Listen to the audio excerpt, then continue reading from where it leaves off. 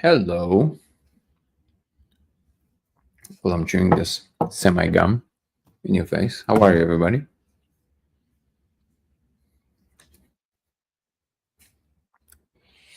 It's my mouse. Never get my mouse.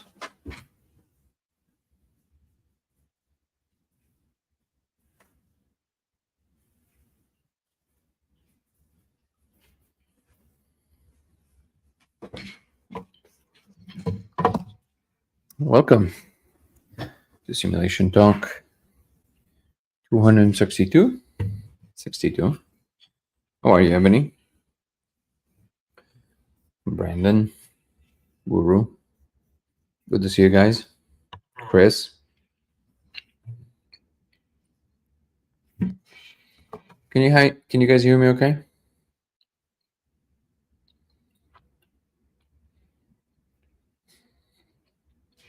Also, welcome everybody on TikTok. If you want to join on Twitch, it's LaserX83. Come join us there. And Code of Reality is our website. Let's see.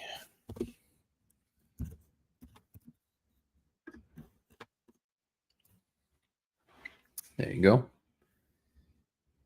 We'll say all the necessary things and all the advertisements. Welcome, everyone. I keep forgetting to start the thing on Discord. Eventually, I'll get it. There we go. Hopefully, it's not going to give us the same issue as before when people can actually see it.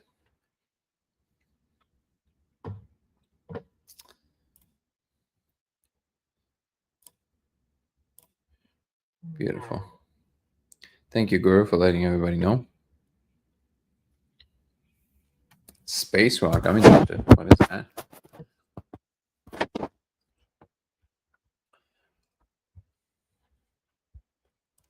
I'll click on it for later. Sounds already fun. I'm excited. Okay. Welcome. Simulation Talk 262. How everybody feeling tonight? Today I had a nice conversation with Coach Colin. That was a fun conversation. I think it was supposed to be up. Yo, Dan, you're not coming through on Discord again. You have to jump in and out. Yeah.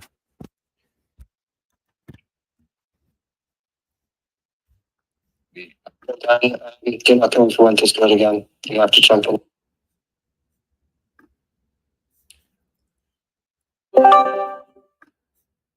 There you go. Can you hear me now? Yeah. Okay. Nice and clear. So I think I know what it is. If I set it up in advance, it doesn't work. It's only if I start it on the moment of. So everybody on Discord can just know that I will activate the stage, but I'm not gonna be creating stage in advance because it simply doesn't work. That's what it is. Thank you so much for letting me know, brother. No worries. I'll look into that for you. Sure. Thank you. How are you doing tonight? Me, I'm good. I booked a ticket today. To where? Canada. Woohoo! That's beautiful. An actual unification. I'm very excited about this. Nico, how are you, brother? Same. Yeah, man, that's amazing. Wow, that makes me happy. Thank you so much for the rose, Charlie. I appreciate that.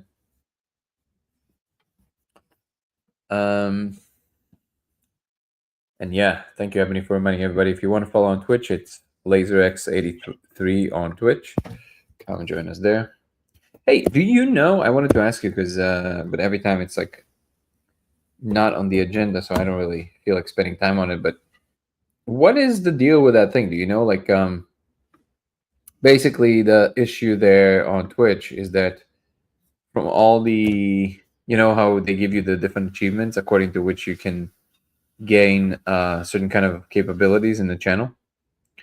So one of the before you gain path to affiliate, which is the thing that allows you to store the lives after they are no longer live, which obviously gains traction because people can watch them later. The only thing that we're missing is this category called minimum of 3 average viewers on 4 different days. And it says in 24.85 hours streamed, there's 0 out of 4. But that's not possible because we're literally on every single time we hit at least 6 to 9 people on average in the chat. So I don't quite understand what that is. Is there something that do you know anything about that, or? No, but me and Ebony know someone who's just tried going for that himself, and he averages about 60 to 100 people on a stream. So I know it's not easy, but we can look into it. No, so there's another one. So there's the one after path to partner. In path to partner, you need to average at 75 a stream.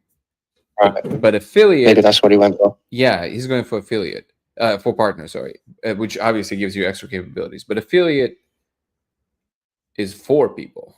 Yeah, I'll pick a picture. I'll share it with you. So if you want to ask him if he knows about this other thing, because it keeps showing me this. I'm just going to send it to you in a private chat. Oh, there you go. I can just do it here. Okay. That way it takes me to the chat. Now, if I take a picture, upload a file, desktop, boom, boom, boom. That's what it appears like on my end. Wait, why isn't that? Can't really see it. Oh, it doesn't allow me to send a picture of the. Oh, there we go. Yeah, without words. There you go. Yeah, so that's basically what appears. Everything else is set up, but it says 0. It was 1 and 2 at some point. So I don't know what they're counting. Maybe it's some kind of out of category that not quite clear to me what it is. But yeah, if you guys can help me figure this out, that would be amazing. Yeah, no, I'll. The what? Me and Ebony will reach out to the person we know that streams on Twitch and see if he says anything. Yeah, if he's going for the 75, he already has a pretty good following. Okay. Okay, welcome everybody to Simulation Talk 262. Like I said, today I had a very long 4.5-hour conversation with Coach Colin. It was supposed to be posted today, but I think it was buffering for way too long, way longer than expected. So, yeah, it's still uploading. So then I guess maybe tomorrow it will be up. It'll be a fun one. I'll advertise it on our Discord as well. How are everybody doing tonight? When is your flight, Chris? It's on the 14th. This month? Yes. Well, that's interesting because that was 14th to the 1st of August. Amazing. Well, first of all, just so you know, first of all, congratulations. Second of all, 14th is the projected due date of the birth of our daughter. But so special day, I guess. Oh, sweet. Yeah. Congratulations a lot to of you births too. are happening on It's that. gonna be a big day. We'll see though. You know, you never know what date it actually is, but we're very excited. Fingers crossed for you. Yeah. Yeah. No, I bet. Are you nervous at all? No, I don't know. I'm super stoked. Like it's so clear to me that it's going to be a beautiful experience. Yeah. John saying LHDC. Don't know what that means, brother. Sorry, I'm terrible with these. See, I don't remember what they're called. Acronyms. Let's see what we can dive into today. My brain is kind of. I was like, "Oh, this is a good practice for Joe Rogan, dude. This is a marathon. Like, it was a fun conversation, but 4.5 hours, you're like, woo, that's a doozy." It's like you gotta keep riding it, you know, riding the wave. But I guess it is good practice for Joe because Joe goes for that long. Thank you, Brandon. No comment saying he's also from the UK. And plus, it's really funny. He calls himself the Black Joe Rogan. I'm like, come on, man. You can be your own thing. You can be a big fan of Joe, but yeah, he has good vibes.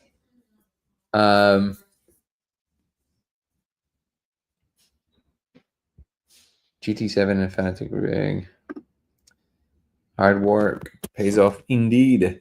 It's very interesting to me anyways, and I think you're on to something much bigger. Thank you so much, Benevolent Sky. I appreciate the kind words. What I think you made maybe a comment before. I don't. Hold on, let me see. Oh, Appreciate all your work. Well, I appreciate you. Thank you so much. It's nice to get a nice comment.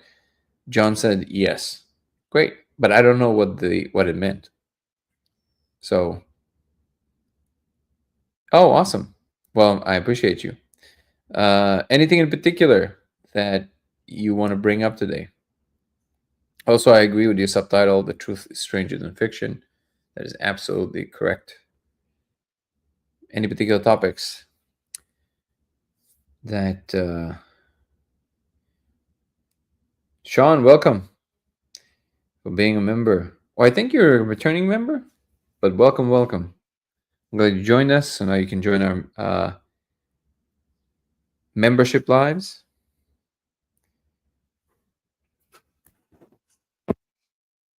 Let me save my...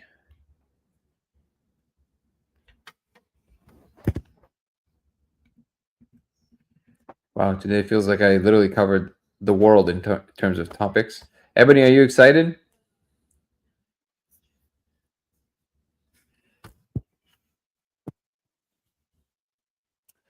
Do you think these codes are light codes and is just zeros and ones? Good question. So I don't quite know because I've never seen light codes. I know people who do. From what I'm seeing, the way that people scribble them, no, it doesn't look like light codes. And no, they're not just zeros and ones. They look more like a combination between Hebrew, Japanese, and but they're not. I don't think they're any of these things. I think it's just kind of like some kind of a unknown language to us, and it resembles these things to us, but I don't think it's zeros and ones. Let's think of hello, Christy. Let's think of some topics that we can bring up that we can have a discussion around. Dallas, I see you coming on. Welcome. Is there anything you want to come on and chat about? If so, please just raise your hand. Same goes for you, Jessica. Of course, just raise your hand if you want to say something. Otherwise, I'm not gonna force you guys, but the stage is open, so you guys can come on and chat.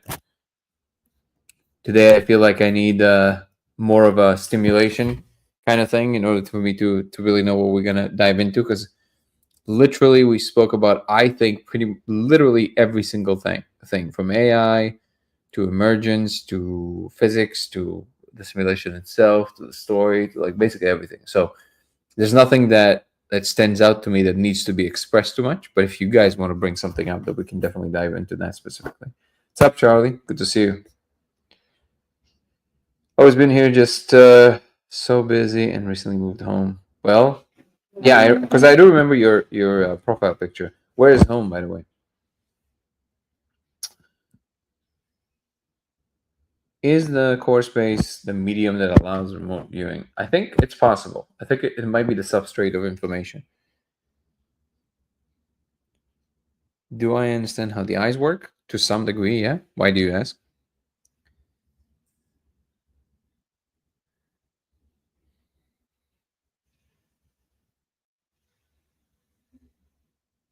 What's up, Juju?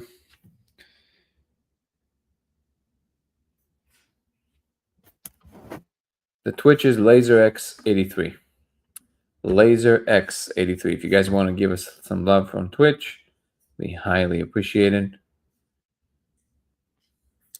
The image is generated in the back of the mind, so we take in light and wave particles, make sense of it. Yes.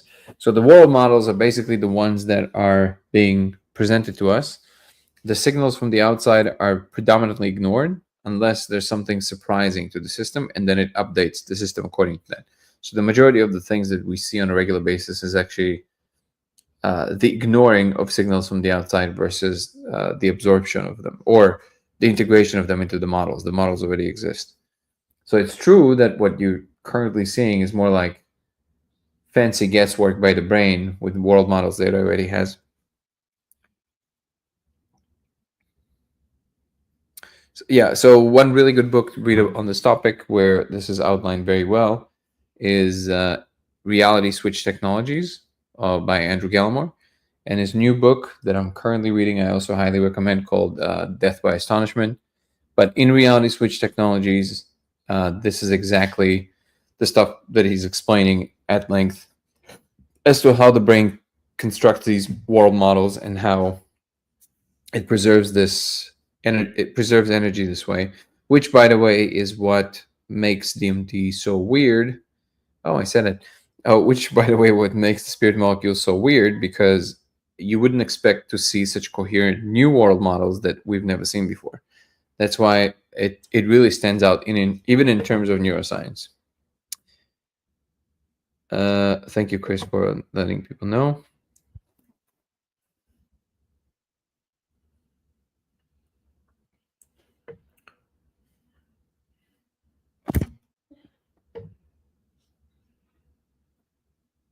Oh, by the way, I started kind Yeah, of. I think that's a problem. Sorry, I cut you off. No, please go ahead. What is the problem?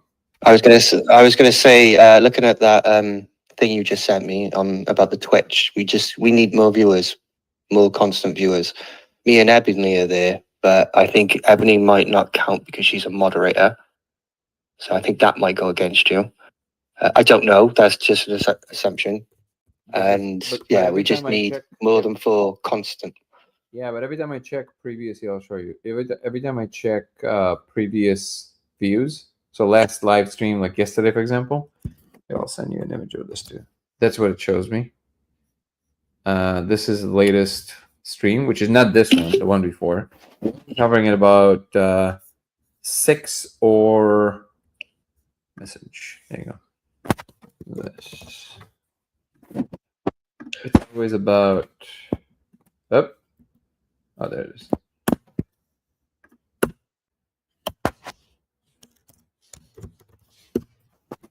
I'll see it right now. It's always about there. See, it says about 6 and or 9, so it's definitely more than 3. Yeah, because it's saying viewers, it's not saying followers. So yeah, it's surprising. It's almost like it doesn't clock it, or maybe it does the average at the end of 20-day periods. I don't know, but still, that this shouldn't be the case because. But we'll find out. Obsessed with NDEs. Thank you so much for the gifts. The gingerbread. Do subjective experience different things? Wait, hold on. I think you mean does subjective experience different things after the experience in their normal day-to-day? Oh, you're saying that does the subjective experience change after the molecule space? I think specifically with the spirit molecule, not so much. What changes is the fact that you now know that that kind of stuff is possible, which is very confounding. It's not something that most people expect. I don't think most people expect to see these hyper special dimensional objects. It's not something that anybody expects to see in their life.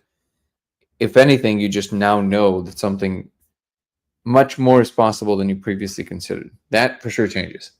But I don't think it has enough of a long-lasting effect, especially if you do it only a couple of times, like, for example, mushrooms would or ale would. Those are a lot more life-changing in that sense. The gingerbread lady is a good handle. A lot of people are obsessed with NDEs. I hope not from the experiential side. Audio is always better on Twitch. That is correct. Dallas technology is just how it is. That's why we're doing it also. And if you guys want to come on and bring up a point or disagree about something or something you want to explore together, the stage is more than open to do so. It's always nice to have people's perspectives and opinions. Wait, why is it not opening it? Oh, there it is. Let's see. Some people are looking for consciousness in microtubules, but what if it is using the core? I think it's too early to say. I think truly that consciousness would have to be fundamental. I don't think it's arising in microtubules. I think microtubules might be involved in columnating it, so to speak. So like this, the crystalline structure might allow it to be more coherent in the way that is required to be a subject or a mind in a space. But I think we just know too little to make any decisive statements about it yet. And by the way, anybody who doesn't know, if you want to join our Discord, on which people are saying the audio is a lot better, you can find, if you're on TikTok, you can find it in the link tree. Just click on my link tree in my bio, and you'll find our Discord group. join it and come on. The stage is open right now, the core stage. If you click on the link, you should be able to join our Discord group, and you can do the same on YouTube. If you're on YouTube, click the link on the main. There you go. Thank you so much, Guru. I appreciate it. Guru just shared it.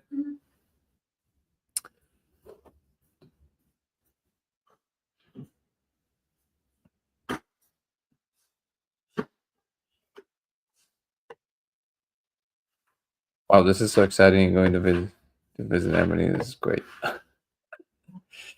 Have you traveled a lot before, Chris? In general? Yeah, I would. Well, I went to Spain and Greece when I was younger. That was about it, really. Pretty good. Do you have a favorite? Out of those two, probably Greece. But Right, Greece. Greece, I just turned. Yeah, no, I just turned 18 when I was in Greece, so we just got smashed for the whole 2 weeks I was there. But also, Greece is really nice. I like Spain, but Greece, It's a beautiful country. yeah. What I saw of it in the daytime when I wasn't hungover, it was beautiful. It was much better than Spain. Greece is by far one of my favorite places. Yes, Greece and Thailand for some reason. Quantum consciousness, radical. I was reading about that this morning. In what context were you reading about it, by the way?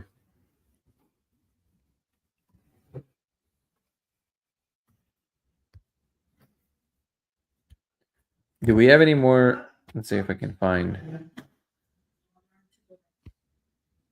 live topics. Let's see if we have any topics that were suggested that might give us a good direction. Wow, we spoke so much today about AI. It is interesting how different people perceive the situation. And of course, I'm not claiming to know the ultimate truth about it, but it is fascinating to watch how different people reach such staggeringly different conclusions about what's going on. It's truly fascinating to watch.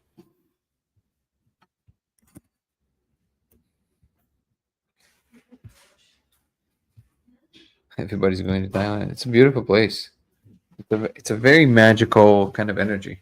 Hold on.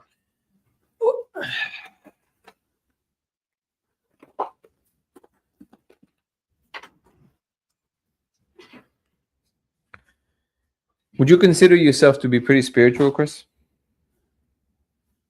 Or you wouldn't yes call it and that? no. I don't know. I'm not like all there. I think as I've got older, I've gotten more spiritual.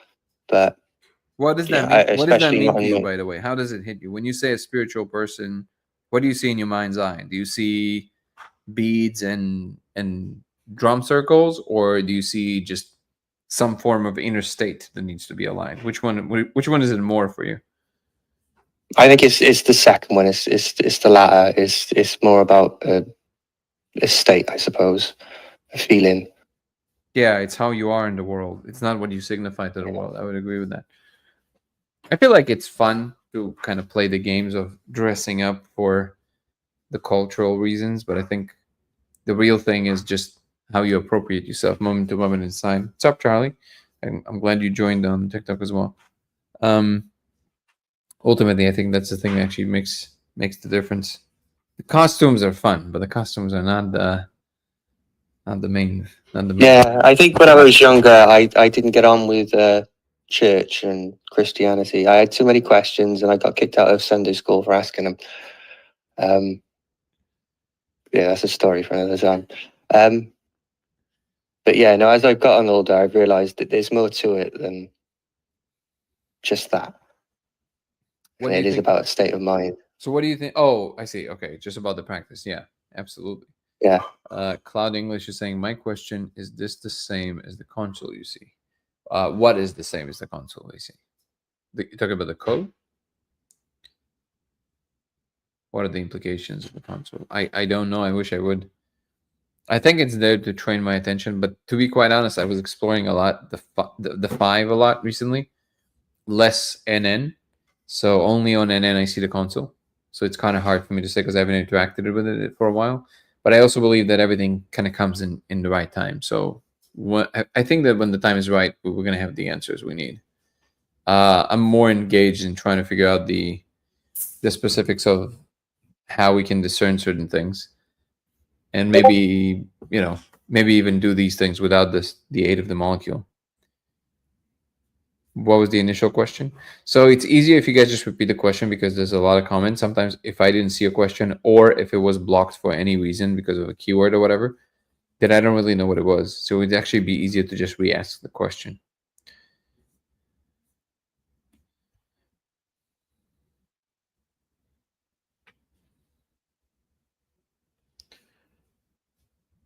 NDE is near DEATH experience. It's crazy that on TikTok you have to spell this.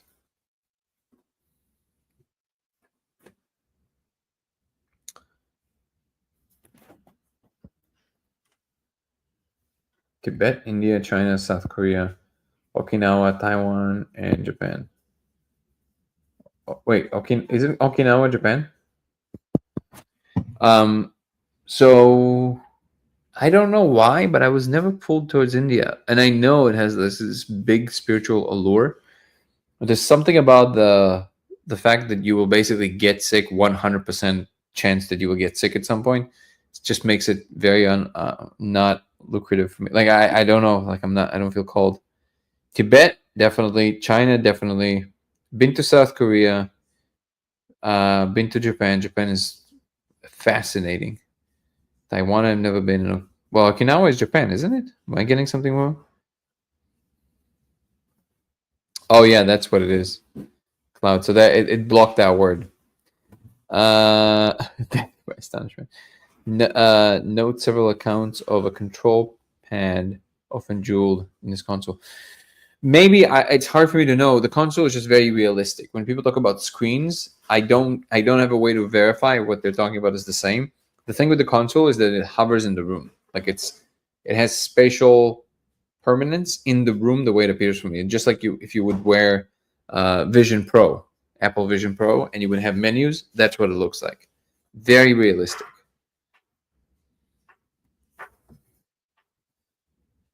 Japan's #1 country. Yeah, Japan is shit. It is truly fascinating. It's like another planet. They do things so differently. Super focused. Again, inviting anybody to come to Discord if you guys want to join our chats. Watch from premium. Wait, let me see. I didn't see the comments here. I always forget that there's also comments here. So if y'all made me a moderator, would I not count in YouTube views? I'll watch from premium. No, YouTube, yes. I don't think you would count on Twitch, maybe? I don't really know. I don't know how it works. It is strange. It still doesn't make sense because we don't have 6 moderators. So if we have 6 people on average, also, why would it write down 6 people then? What I'm thinking of doing sometimes when I finally kind of get into it is that kind of doing, you know how Destiny does this thing where he kind of talks about things and he also plays the game at the same time? On the one hand, it's almost like you're a little resigned because you're doing 2 things at the same time. But on the other hand, it feels to me like it's also like driving. So you're like doing the thing and then part of your mind is more focused on the task at hand. There might be something interesting there. Ebony said to me that they don't really play StarCraft on Twitch, but then I saw a whole channel dedicated to it. Is that not true? Because I would totally play StarCraft. I used to play it. Streamers on watch 2-3 chats. Wait. I'm not watching on YouTube right now since the weather. Streamers, some watch 2 or 3 chats. They get streamer brain. Oh yeah. I definitely don't have a streamer brain. Or to be quite honest, I can get in that mode, but I'm a very different person when I'm in that mode. I'm very like I become a lot. Like I'm very zany. I have that mode. I'm not particularly fond of that mode. I can do a lot in that mode, but I don't know if I'm the most pleasant person to be around when I'm in that mode. I'm just like go information. It's like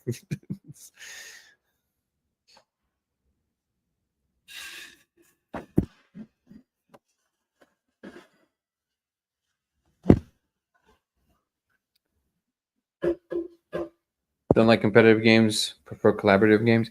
Oh, is that one of the games that you suggested to me, Ebony?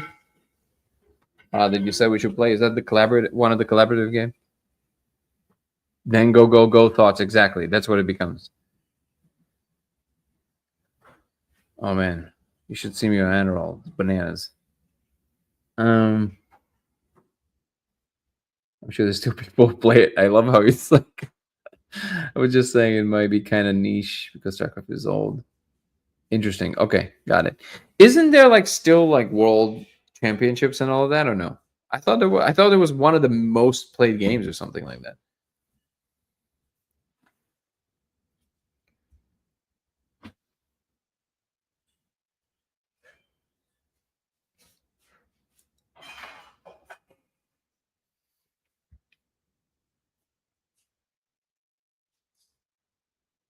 Oh, Okinawa, yes and no at the same time. Turned same as Taiwan and China. Same how different. Oh, really? I didn't know that. Okinawa is not just straight up Japan? Is Okinawa not considered to be part of Japan? I think that's what Gallimore did his postdoc, one of his postdocs. No, it says Okinawa is part of Japan. Southernmost and westmost fracture of Japan, encompassing a chain of islands, including the main Okinawa Island and Ryukyu Islands. While it was once a separate kingdom, Okinawa was officially annexed by Japan in 1879. That's a while ago, and has been a prefecture ever since. Although it has distinct culture and history, it is fully fledged part of the Japanese nation. It doesn't sound like it is like in Taiwan. Taiwan is a lot more contentious, it sounds like. But I will admit that I don't exactly know, so maybe you're right.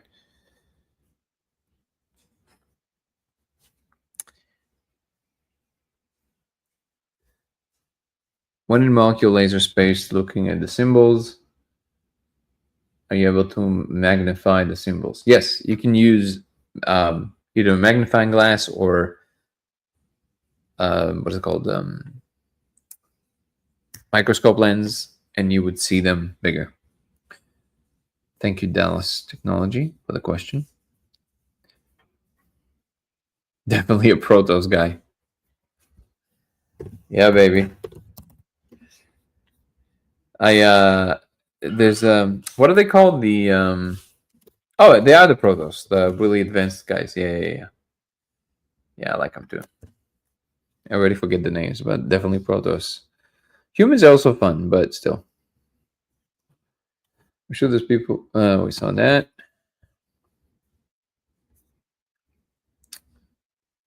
I don't like games that make my blood boil. I play to relax, get creative, have fun exploring, building epic shit. So okay, so that's what I'm asking. Is one of the games that you told me about is one of these collaborative games or no?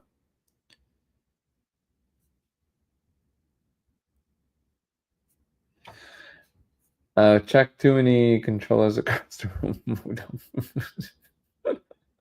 Yeah, I remember these days. Reading glasses? I don't know. I never tried. Oh, awesome. Well, maybe that will be fun then. It's even more fun.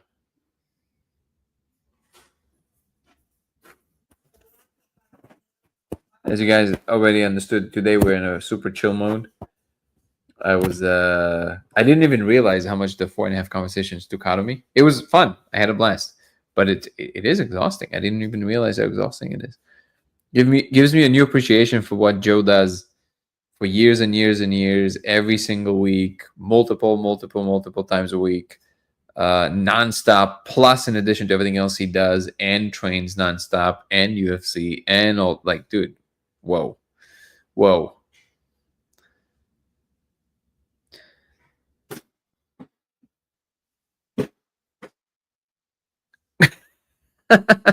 Nico said, well, he uses Alpha Brain, dude. It's true. I tried Alpha Brain. It's just basically like more caffeine, honestly. Ebony said 11 Shrouded was playing before the stream started. Me and Chris Hubbard already built up a whole town in one save file. Nice. Well, I'm excited. Maybe we can actually build together. I just need to. Okay, so here's what I need to do. I need to set up an appointment with you where we, because the thing is, when I have a free window of 1 hour, it's usually I literally have that 1 hour. So if we can set up that one window where we, uh, you know, let go of the politeness and we just dive in and we just like, just so I have the experience of doing it. We can just go in there. I can log in, do the thing, run around a little bit, feel the game, and then we'll do it for like 1 hour. And then at least I have it in my system. So that way I can always tell you, hey, you want to play? And then we can log in and do the thing. I think that's the only way. I think one of my issues that approaching anything new now is that it usually has some kind of a learning curve. And I'm like, when I have that one free hour, I prefer to just sit and either meditate or do breath work or just calm my mind down. But I think it is important. So let's do it. Let's set up a day. Aaron, how are you, brother? And do it real quick. And then I would love to join you guys. Dallas Technology is saying the molecular laser space symbols. Do any of these symbols exist? Seen in LXX or mushroom or any other hallucination space. So we believe the symbols are entirely unique to molecular laser space only. No, you can see them on mushrooms, you can see them on Aya, you can see them on 5, you can see them on any tryptamine, it seems. But you can only see them that way with the laser. With that level of fidelity, accuracy, coherence, insistence, space, permanence, that you can only do with the laser, it seems. People report language all the time, but I would claim, because I do see language sometimes on these tryptamines, and it doesn't look the same. It kind of looks more subsumed in surfaces, larger. It's more cloudy. It doesn't have this like really there kind of quality.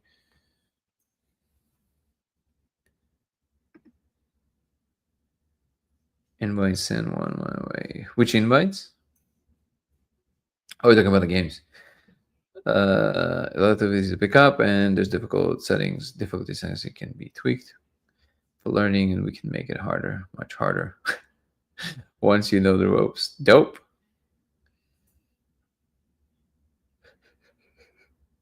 So maybe we can do it. Man, let me see. My schedules. What am I complaining about? It's not even that crazy. No, tomorrow I'm booked solid. Thursday, there's a possibility I can do. I think after 3 p.m. Eastern time. Maybe we can set that up for Thursday if you're down. Let me actually put it here as a thing. Create event. Play Shrouded with Ebony and Chris. And don't worry, this is just still tentative. So if you guys can't, it's all good. But this way, at least it's on my calendar. I'll just put it for 3:30 p.m. Eastern time. Okay, there you go. And then you can. Is that on Thursday? Thursday, yeah. Yeah. Cool. Yeah, no, I'll be down for that. Cool. I will have probably an hour. Okay, there you go. All right, well, it's on my calendar. Woo! Sweet. Amazing. Yeah, it's not a difficult game. Oh, wait. Home by 3:30 Pacific time. That's 6:30 for me. Okay, so that's not gonna work. Well, let's see. Let's play it by ear. Maybe Chris can show me the ropes, and then we can maybe do another short game later when you come back home for like 30 minutes, just to kind of feel the vibe of everything.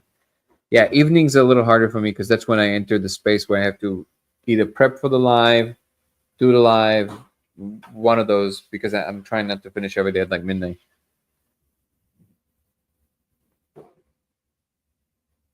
I'm really excited about the working on the new show, by the way. I'm very passionate about it. I'm working on the artwork for it right now, and it's I think people would really appreciate it.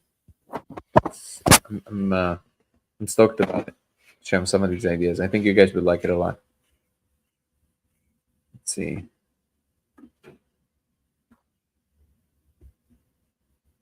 Huh.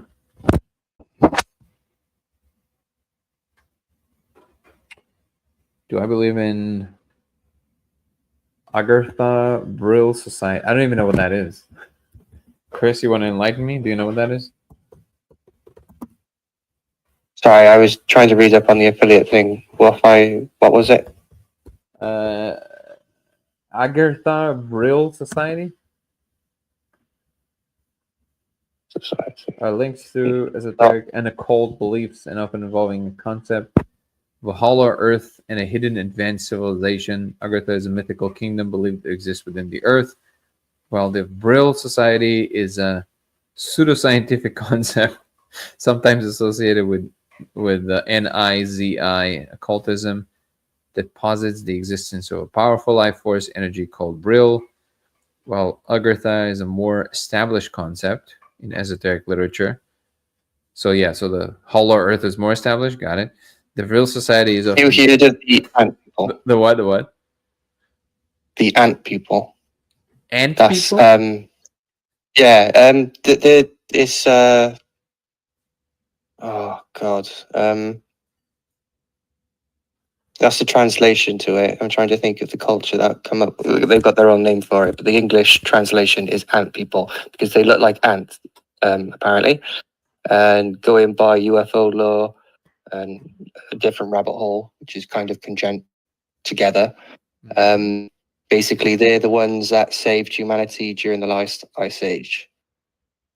Yeah. Okay. Cool. So your question is, do I believe? So my answer is a little bit like, I'm not trying to be a smartass, but I do mean that. I don't believe anything at all. Like, I don't think my brain is capable of that. I only know something or I don't know something. And it's a degree to which I know things, but I don't believe anything. I don't believe anyone. I don't believe anything. I only know the things that I'm experiencing myself or that make sense to me through connection between logical steps and my belief. And this, by the way, is not limited, obviously, to just the physical space. It has to do with just the things that make more and less sense. These two, I would say, make very little sense to me. How do you feel about Iboga being out of reach for most people who need it? I mean, anything that can help more people, I would like there to be more accessibility to.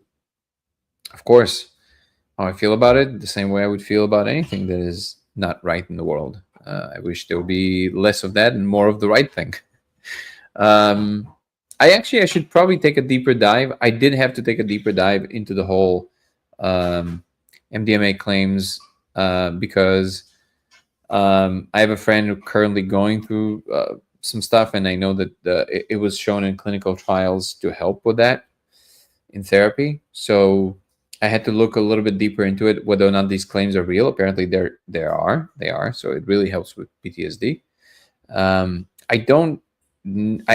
heard the claims that Iboga is considered to be one of the most promising things with addiction and things like this, but it would probably behoove me. That's a good word that I'm probably never going to use again. To read up a little bit more about it. I totally believe it. I just want to read the research myself.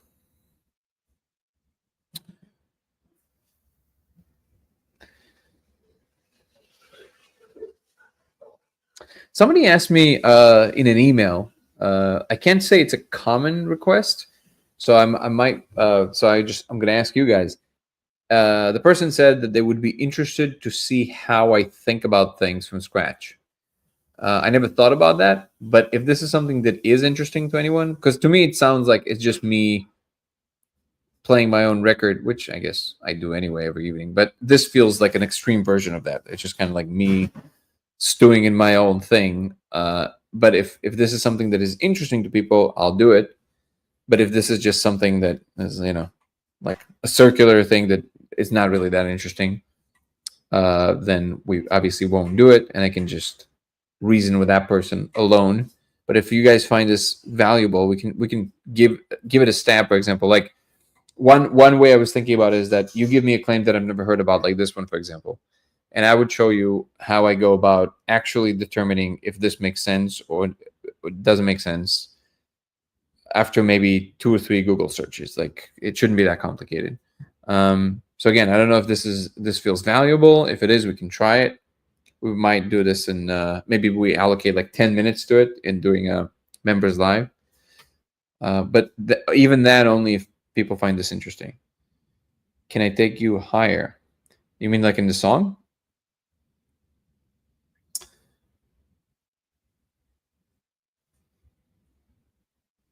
What do you do now that Creed is over? That's great. What do you do? That's hilarious. That I have to admit that is funny. I know. That's very fun.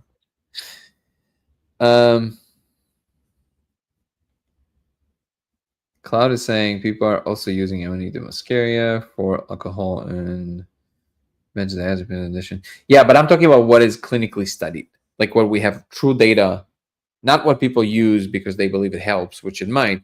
I'm talking about things that clinical studies were done on, and we have data. I know that Iboga technically is claimed to have data behind it, so that's what I want to read. Or Ibogaine, yeah.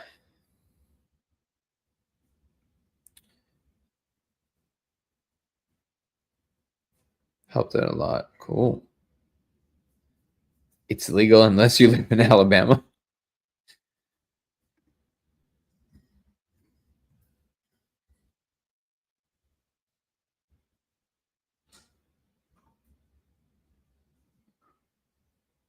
Wait, what is happening?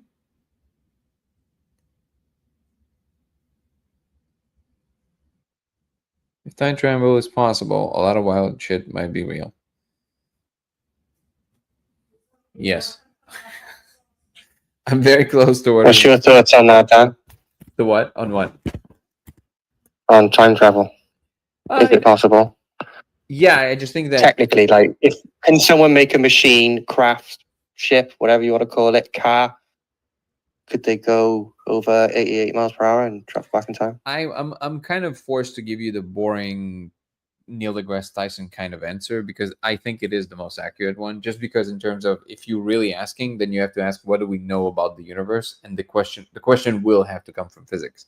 So according to mainstream physics, at least from what we know today, nothing forbids time travel. Time travel is theoretically possible. Yes, it's just that the form that it would take, if you look at the technicalities, will look different. What's going on in my brain right now? The boring versions of that is the twins paradox because of time dilation. So basically, you say, well, you can time travel every time. All you got to do is take a rocket and travel the speed of light to the nearest planet and come back, and everybody's going to be older, which is technically true. But that's not really what we mean, do we? We mean like, can we really like kind of like get into a portal and like get out of the thing? So this is where this is why I'm saying I'm obligated to give you the boring answer because it is the more correct one. Simply because if you think about what would happen in this scenario of the portal or a wormhole in this case, I guess, is that what you're really doing is that so it has to do with the fact that time is not separate from space, at least in the field equations. They're one thing. It's space time. It's not space time, it's space time, right? So if you're moving through time, you're also moving through space. You can't just be moving through time without moving through space. Yeah.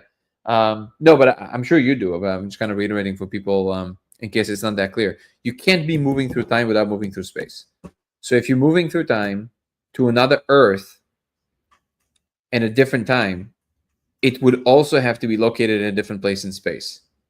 What you're really asking with the caricature version of time travel is that can you move along the time axis without moving along the space axis?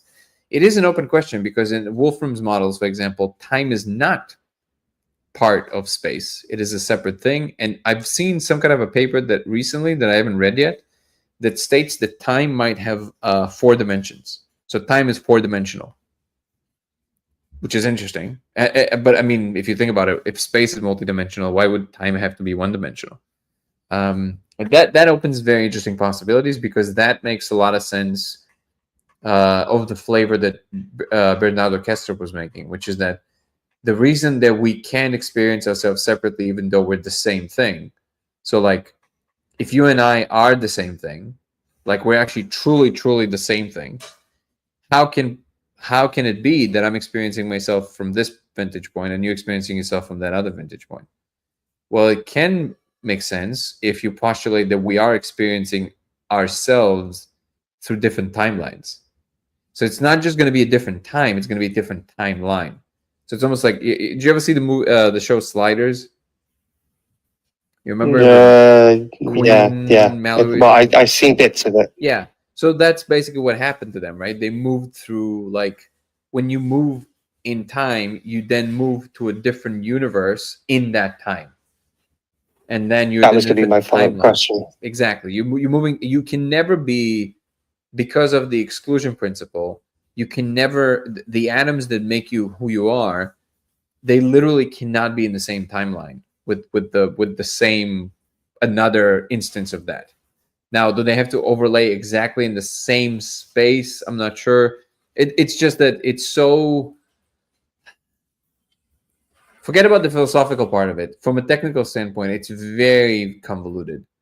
Yeah, well, The simple can I answer. cut you up? There's Yeah. actually something that goes into the UFO thing with abductions and like Mhm. where people say that they're taken and then they're put back, like they're sometimes missing time or they're in a different place. And the theory that I put towards that is that they can't put you back in the same place because your atoms will then clash with your old atoms. So there's a reason why you've been moved away. Because sometimes in these stories, like they'll say that they've been taken, but the space that they've been gone is longer, shorter than what they thought they were away for. So there was some sort of time travel there, and they couldn't put you back exactly where you was because that's when they're taking you. And it kind of falls into what you just said then with the atoms being in the same place and they would collide with each other. Yeah, and also then if you're already talking about that, then you might want to ask yourself, what would be the reason to do that? When in reality, I'm sure there's way easier ways to achieve whatever it is that you want to achieve without doing that. You know what I mean? Like it seems to be so radical that you would be reserving these kind of functions for something very extreme. I don't know what is that dire that you need to do that, because it sounds like it just complicates things in every possible way. Another thing from a philosophical perspective, the second, I think, like reasonably, right, the second time travel becomes, if we postulate this kind of like old school idea of time travel, like forget about all the blows and whistles we just talked about, just like getting into a time machine, getting into the same room in a different time, that kind of version of that is time travel. If that, let's say we're postulating that, okay, from the second the time travel becomes possible, in that instance, time, There's always been one. exactly, it ceases from being linear, because in that instance you should have infinite visitors from the future, right? So technically you can't, like according to Einstein's field equations, if I understand correctly, you can't move further back in time from the moment that the first time machine was created. So you can't move further than that. Yeah. But 100% with you on that one. yeah, so if we have time machine now, all of a sudden, like immediately, everything just appears instantly. Like there's no more linear progression of time. This is why it's not even a matter of making your brain hurt. It just, there's so many maybes, you just drown in question marks. You don't even know this, and then you proceed, and then you don't even know the next step, and you still proceed, and you don't know the next step. It's this infinite branching of possibilities, and you're not sure about any of them. So I don't even know what's the. It's interesting, but it's not. I don't think it's a real. It's a real conundrum because we can't even approach the first point of it. I love that somebody said, or we were just born stupid. I don't know what you said before, but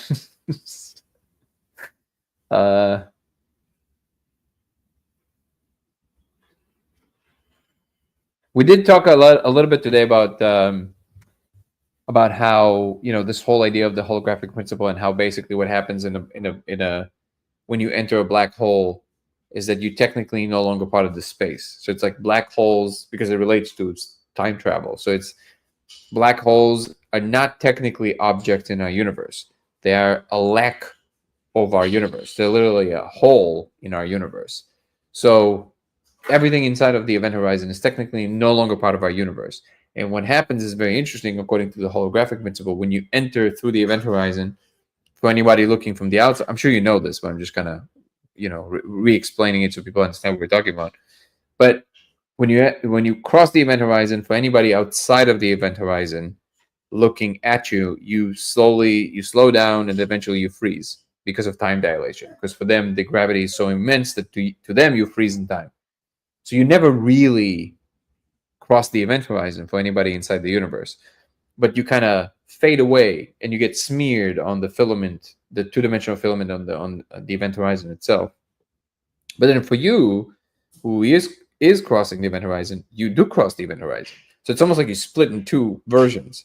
And then the version of you that does cross the event horizon, what's interesting from your perspective is that when you look back, because for you it's the opposite, for others you froze, for you they accelerated to an infinite degree, and then it gets to the point where everything that would ever happen in the universe, when you look back, basically runs till the end in one instance. So you see everything that will ever happen in the universe in one instance.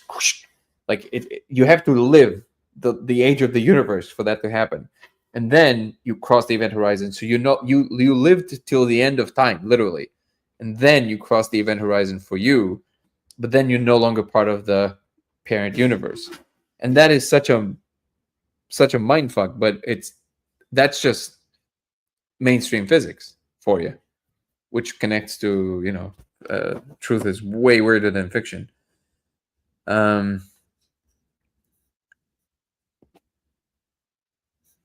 I have a question. Why are stupid people annoying? Because everybody has to pick up their slack. And everybody knows that for the most part, it's a choice. It's like a coping mechanism. They don't have to do as much work.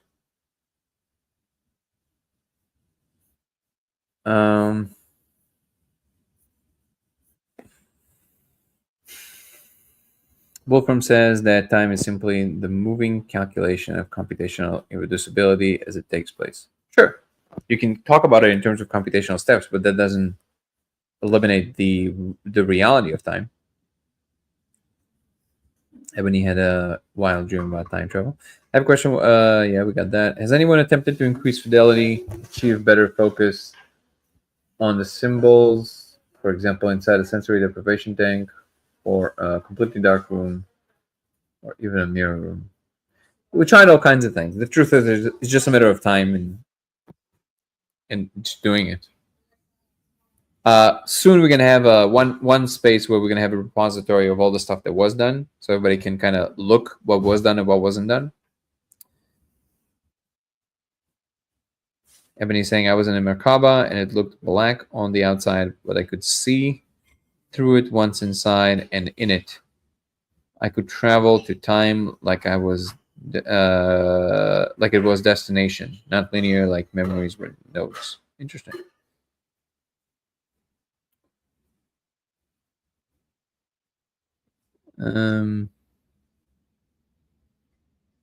Wait, like YouTube is full of people like you. Just wonder why that is. That's all. I'm just confused by all the bull crap. What do you mean by like me? Oh, you calling you and me smart people? Is that what you mean? I think I understand the frustration, but I think the truth is that people only try to the degree that they need to, right? The reason that it's going to maybe offend some people, because it's obviously not always, but it is the case that technically, usually a lot of beautiful people are not as sharp, and that's not because they're not, it's because they don't have to be. Something really funny that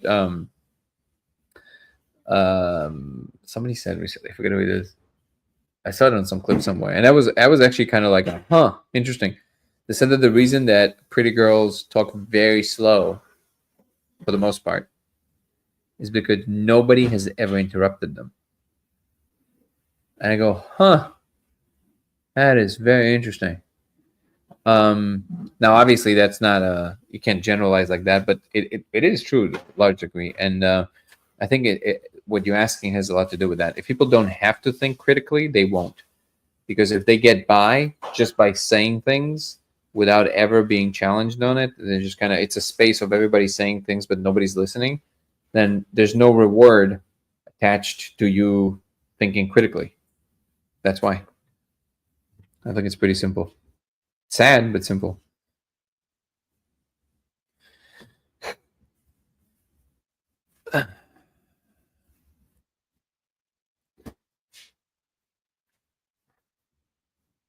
Oh, also, yeah, I think we're gonna ban that person. I don't know what the deal is. You got very disrespectful there.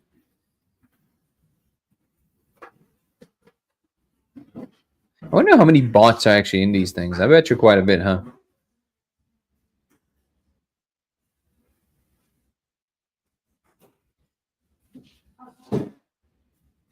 I'm more interested in Marksonian time travel. The past is not. I'm talking to you in mute. The what? You might want to ban. I was talking to you in mute. Yeah, I did. I banned You it. might want to ban Dangerous Mind 92 as well. I think it's the same person. Oh yeah. Let me see. Yeah. Oh yeah. Okay. Yeah. Do you think these are bots? No, I think it's just the same person that is just angry, upset. Also, it is funny Doesn't conform to because his the will. picture looked like he had Down syndrome. So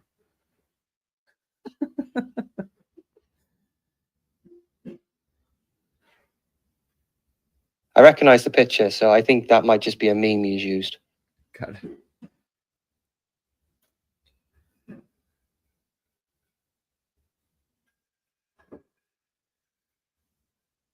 I am a bot. Nice.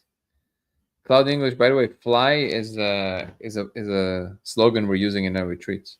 Stands for fucking love you. Also, I'm very close to ordering it off the dark web. I can't afford $10,000 for a treat. What are we talking about? Let me go back. Oh, for Iboga treatments. Yeah, I mean, yeah. I wish we could, but I mean, the truth is that from what I know, it's a little dodgy on the heart. So you definitely want to do it in the clinics. That would cost you. Feel like that's the point. Time travel, infinite universes, infinite questions. Who's getting wool from over there? Wait. Oh, who's quoting? We are. What's up, man?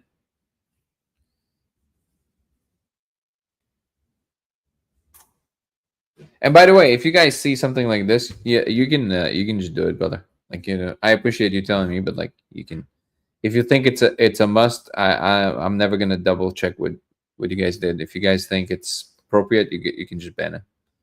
I usually give them a timeout, but yeah, with the language they were using, that's definitely a ban. So Gateway, I have to say that it worked for me as well. Gateway was very interesting.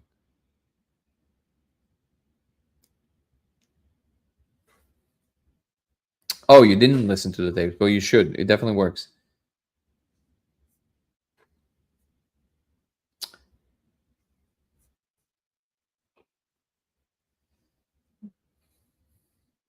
We gotta pray for the bots so they can grow up and do something productive with their lives. Exactly.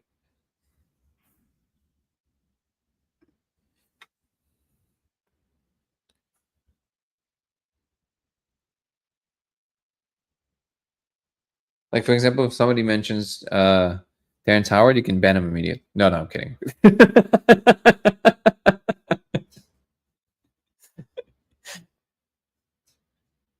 Terrence Howard. I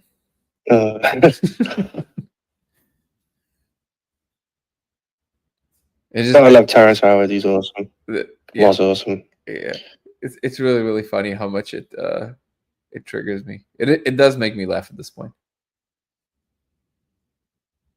Where I can get a chocolate dipped ice cream near Pierce College. I love that your handle is dork. That's great. Because now if I call you by your handle, do I get in trouble? How does it work? If that's on TikTok, then yeah, probably. Listen, dork. So ice cream. You could probably. That's where I was walking. Is that what you're referring to it? Because that's where I was walking to get the thing. I went to Ralph's, which is on Ventura. So I'm sure you can get ice cream in Ralph's.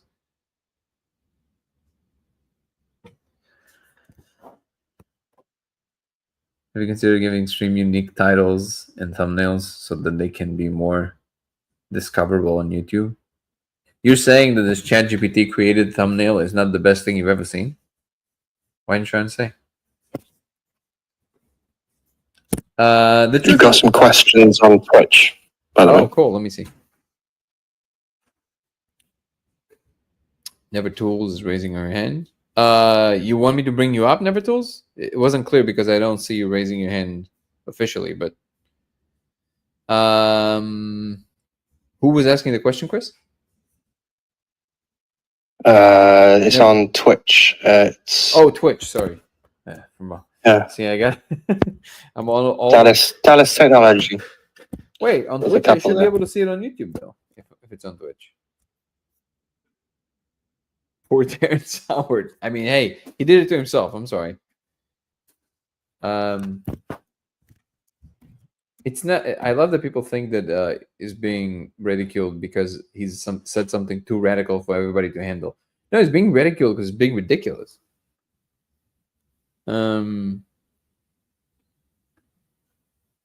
Where? How do I see it? Stream manager.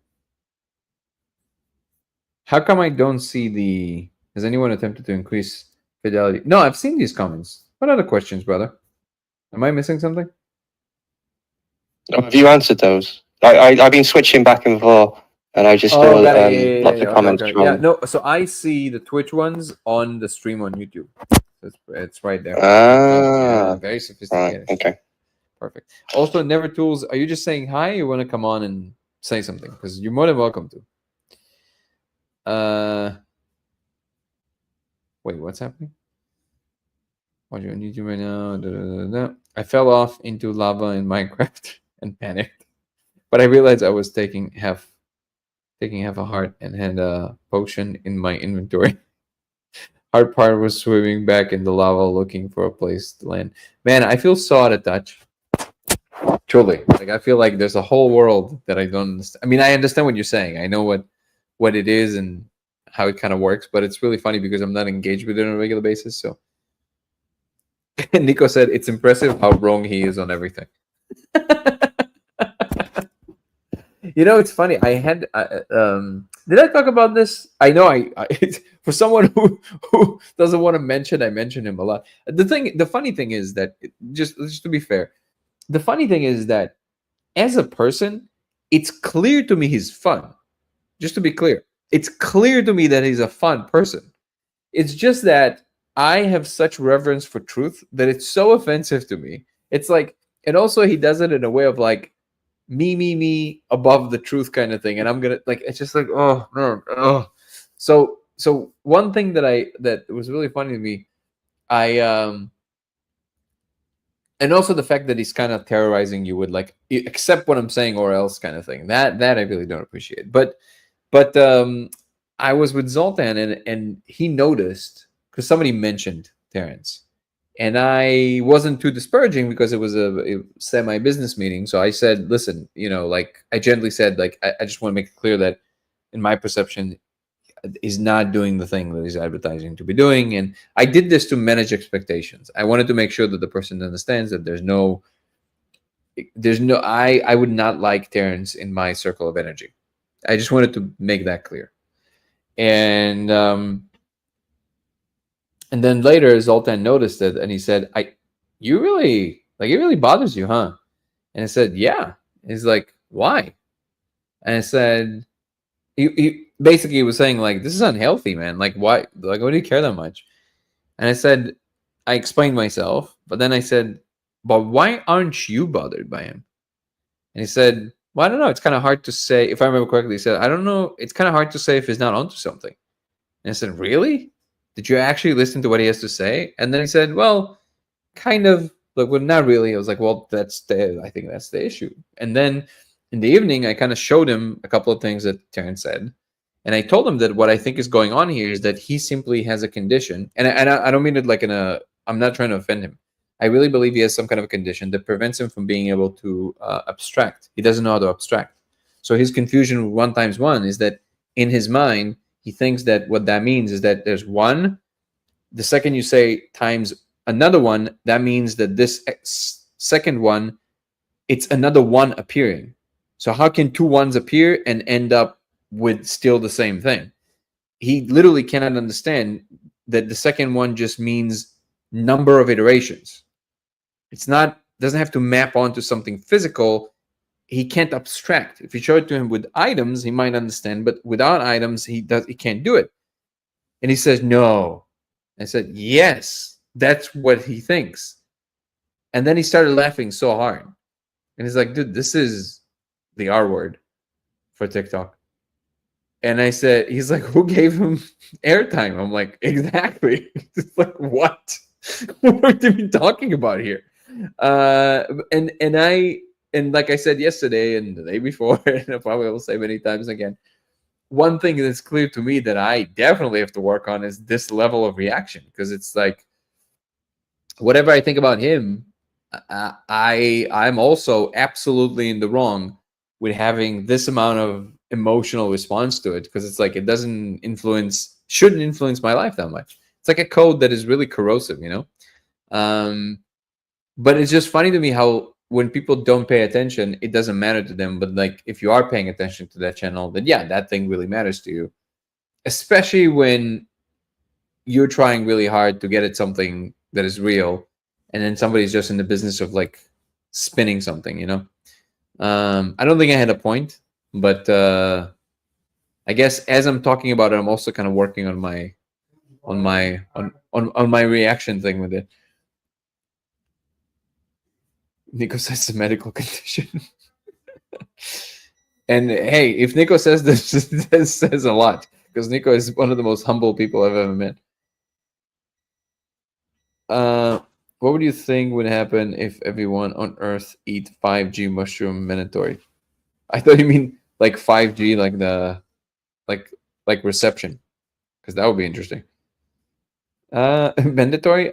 Some people would lose their minds, so I wouldn't necessarily think it's necessarily a good thing. Do you see red when someone mentions Terrence Howard, like when liberal hears Trump?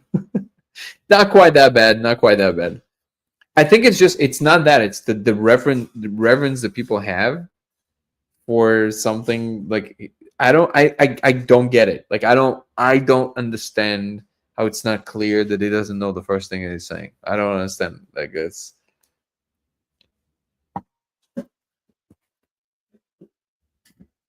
a penny times a penny is a penny squared. 2 pennies. Yeah, exactly.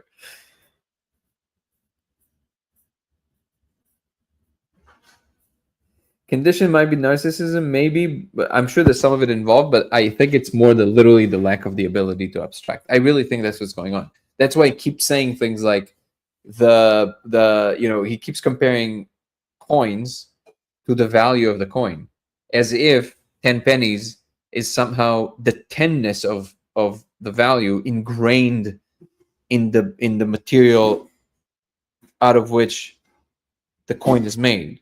He doesn't understand that. That's what makes me think that he doesn't understand abstraction, because he can't even understand that the coin isn't 10. The coin is something we assigned 10 to. It's like, it's an abstraction, right? So if you say this times this, you're not talking about the physical coin multiplied, right? You're talking about the abstraction multiplied. That's why I'm saying I don't think he can get there. That's the thing that.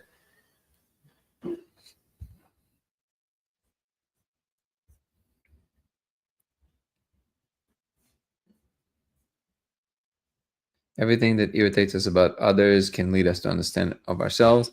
I would agree with that. And this is perfectly phrased. Of course, it's by Carl Jung.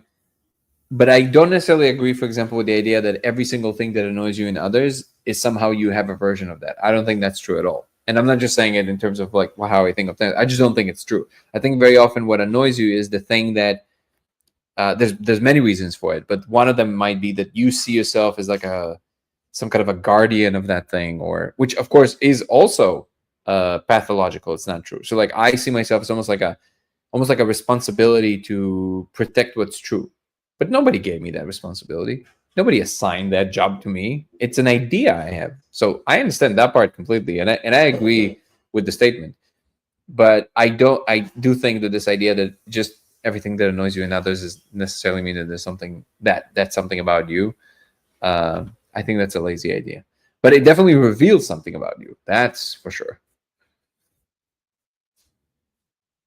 Salty Crackers has asked you a question on Discord. Let's see. Thank you. There's 3 of them. Oh, cool. Salty Crackers. These handles. I know, it's a great handle. It is a great handle. It'd be interesting to discuss how the molecule use changes the type of strips you have with shrooms. Maybe just me. To be interesting to discuss the process of leaving your body, as in your normal 5 senses shut down.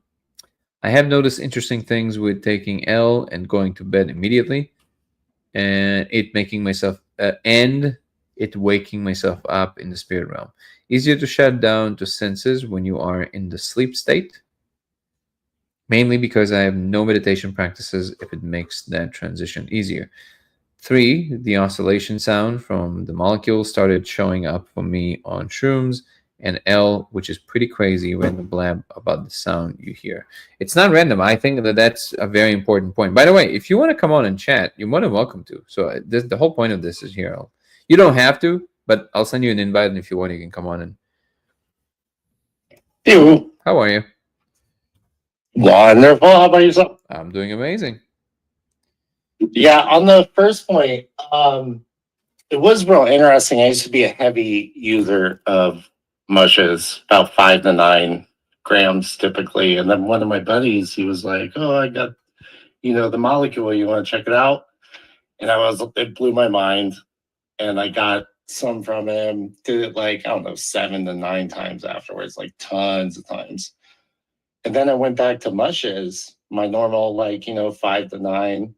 And it hit me way different. Instead of it being like, I felt like when they did heavy beforehand, I would just see like cymatic patterns, or like I could see light, or I could see inside my body, or had that oneness, and I really liked that. But then after heavy molecule use, I noticed those trips turned into just straight spirit realm trips. So you're saying It was that pretty wild. you're saying the usage of the molecule augmented the space of the other things. Oh yeah. So Okay. yeah, now instead of taking like 5 to 9, I can only take like 2 to 3. The first time I took 5 afterwards, like it was so intense, I felt like I accidentally died. I was like, oh my God, I did it. Yeah, but also just so you know that age plays a role. That's a known thing. Even Terrence used to talk about it. That the more we aged, somehow they become more and more extreme. Maybe I don't know why that is, but they might have something to do with how streamlined the thought process is in younger people. It might have something to do with that. But I think you're right. It definitely opens some kind of a window. And Ralph Abraham, which I'm sure you know he was, right? Mathematician, good friend with Terrence. And he used to talk about this a lot, where after doing the molecule with Terrence for the first time, he opened new windows in these other substances, which I think ultimately they're the same. I always think of the spirit molecule space as like the master key kind of thing. So yeah, it would absolutely open these avenues in the other. It's like your brain now knows it can do that. So the second these windows open, it kind of knows how to navigate there. I've definitely experienced this. And the sound, by the way, is something that on strong enough mushrooms, you can absolutely hear the sound even without this thing you're describing. Like even without if the mushrooms are strong enough. There was this one mushroom. I'm actually not that big of an expert in their names and all that stuff, but there was you probably know. But they were like, first of all, they looked ancient. Like and also they were like the stem was this big. So also I think maybe it's just like he grew them for a while. And they had like a lot more of a purplish hue. But those were, it was some grower from NorCal, and I remember we had like a bunch of them, and then we lost track of the guy, and it was very sad. But literally, they were like the spirit molecule for 5 hours. I'm not kidding. Like it just full on spirit molecule for 5 hours, and you could definitely hear that in that space. Like, no question about it. I think it's just a strength thing as well. Yeah, The oscillation sound is very interesting. Once I was used to it in the molecule and then it started showing up in the other two, I was just like, oh my God. And then randomly, sometimes you spoke about it once, smelling the molecule in one place, like, oh, this place kind of smells like it. Very randomly, I'll taste it.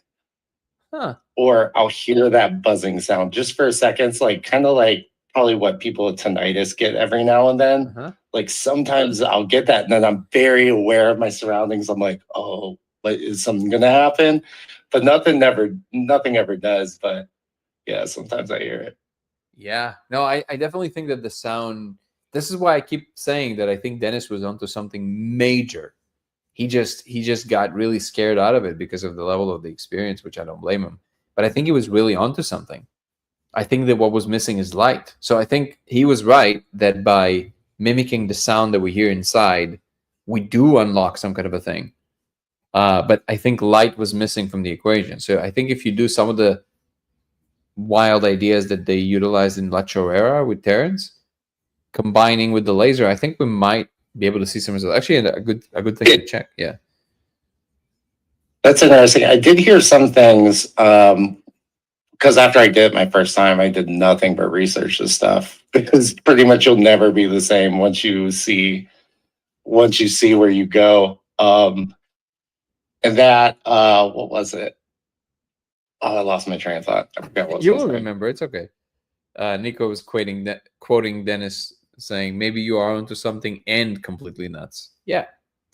Those are not mutually exclusive. It's funny because Dennis asked Gallimore, he said, what about this Danny Goller gentleman? Do you think he's onto something or is he completely nuts? And I laughed a lot. But then I said to all my friends, I said, but those are not mutually exclusive. Why are we putting them one against the other?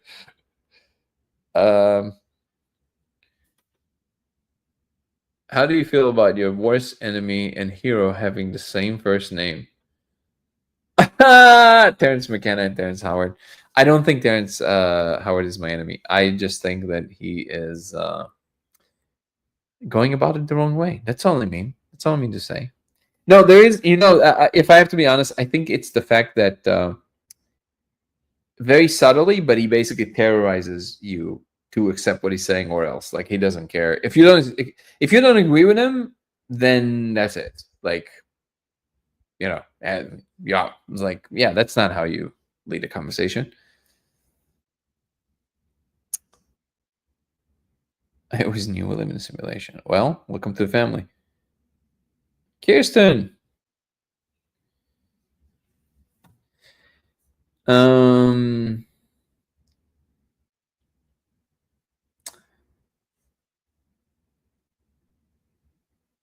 Wait, what? It might have something to do with the amount of memories reference points you gain as you get older. Oh, about yeah, maybe. I mean, I can't rule it out, but my intuition would tell me that it has something a little bit to do with how coherent you can stay in the different states. Like you get tired faster, right? You get drunk easier. Like everything your ability to sustain coherent states go down. This is like still waiting to leak the equation for free energy. I know. Did anybody see that interview on PBD or whatever it was like, now to show everybody, I'm gonna release free energy for the world by the end of this episode. We're still waiting. How you doing, brother? Doing well. How about yourself? I'm doing amazing. I have a question for you. So I've been listening to the CIA's, like the history of the CIA experimenting with all of these molecules, specifically in like MK Ultra, and then even just making super soldiers, right? Mm-hmm. And it seems like historically, the CIA and other intelligence groups have been kind of exploring these dimensions. But once I was watching this stuff, I was like, I wonder if Danny's on their radar. Like, I wonder if this is like, if they have like a folder in the Pentagon with Danny Goller like on it, or maybe they do now.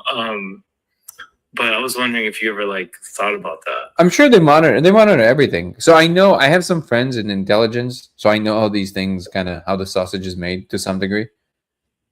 They for sure monitor, like there's no question about it. But they don't even do it. You know that they just run spiders, right? They just run bots. They just they just kind of Oh, they're not like actively doing it. It's just automatically being done. it's automatically being done, and then if it gets over a certain level that raises possibilities of action that involves a certain amount of people or a promise to harm, then it's elevated to the level of awareness of more, colors of shots, let's call them.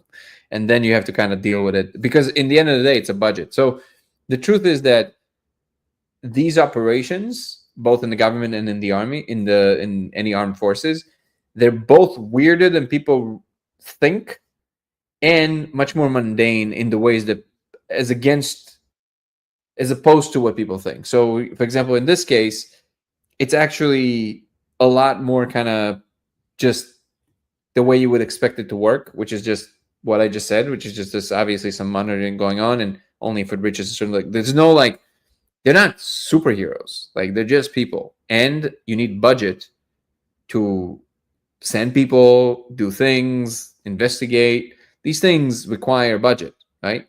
And there's a limited budget, so you have to really think about what is worth your while, because there's a lot of things going on all the time. I'm just I don't even think I'm a blimp on the map right now. I'm sure it will come a time where there's going to be a conversation, but I also think that there's no way that this is happening without being in accord with some higher order operation. Like that's just doesn't make any sense to me. Not from our government, but like from the higher space. So I think there's something happening here. I'm open-minded about potentially some of the claims about some entities knowing about some of these communications and then having them. But I think that they are a lot rarer than people realize. Like I actually don't know to what extent they interact with the regular bodies of operations within the government. Because if you think about, we watch it in movies, but if you think about what that would look like in real life, you can't. So people make claims, right? There's like, I know about some secret, whatever. Well, if you know about it, it's not that secret, is it? Or you're saying that you're that much of a hacker that you found it. Like if these programs are real, by definition, they will be such that you don't know about them. If they're any good. If they're any good, you actually have no idea what they are, who they are, and what they actually do. You actually don't know. But if you know about it, that should be a hint for you that either A, you know the wrong thing because they want you to know the wrong thing, or you just simply somebody made it up and you bought it. So that it's much more likely than, because think about what people postulate. They both postulate that it's this amazing shadowy organization. It's so secret, you have no idea. I know about it, but nobody knows about it. Okay. So what are the chances you actually know about it? Which one is it? You see what I'm saying? It's just an incoherent idea. So I think that these monitorings are happening all the time, but they're not on these levels of like, it's very difficult, especially nowadays, to get away with things without them somehow becoming part of public track record. It's almost, I would say it's almost impossible.